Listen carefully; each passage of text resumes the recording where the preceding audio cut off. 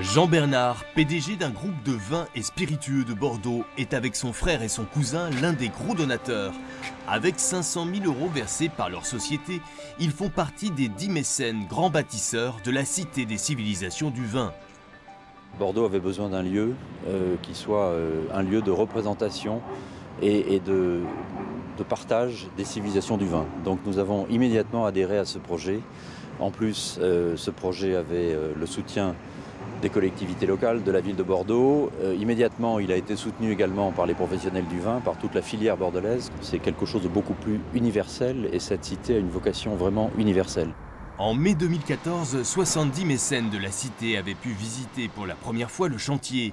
Tous ont financé la construction à partir de 100 000 € et jusqu'à plus d'1 million d'euros.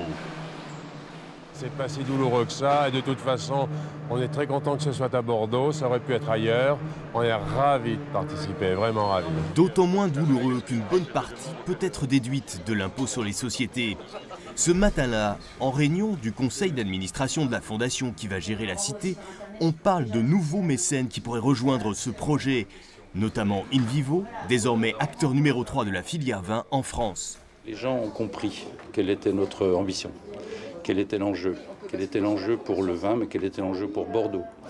Que toute cette aventure retomberait de façon économique et aussi en termes de notoriété et d'image de façon extrêmement positive.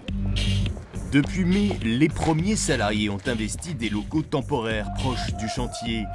Il y a désormais une montée en puissance du staff de la Cité du Vin. Quand nous sommes arrivés ici, nous étions à peu près 12-13 et nous allons être une trentaine d'ici la fin de l'année dans ces locaux et au fur et à mesure, les effectifs vont continuer à croître jusqu'à l'ouverture. Le mécénat a même traversé l'Atlantique. Le 30 avril aux Nations Unies à New York, une grande collecte de fonds était organisée. Bob Wilmers, qui est propriétaire de Aubailly, a été l'initiateur de la création d'une fondation aux États-Unis qui s'appelle American Friends of Cité des Civilisations du Vin. Et il s'est associé à George Sape, un grand ami des vins de Bordeaux.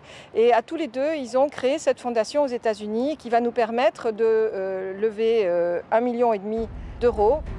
Les mécènes américains vont ainsi financer l'auditorium de 250 places et auront leur nom gravé sur les sièges, gravés dans l'histoire de la Cité du Vin.